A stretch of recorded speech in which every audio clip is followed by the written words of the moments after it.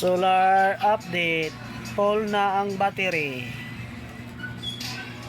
Kung na-sign nga ni number 8, full na. So ang harvest niya, igo na lang siya sa konsumo. So ang baterya ni wala na siya matandog. Ang gamit ako karon, 4 ka ceiling fan, 1 ka suga, modem, router, CCTV, o usay gamitan og rice cooker, computer, o blender.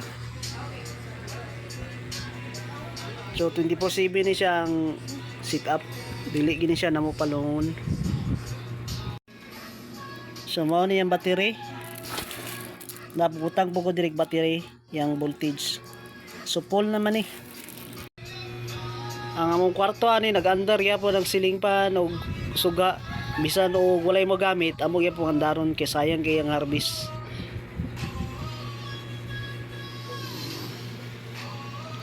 Libre na kayong solaran libre na ang kuryente.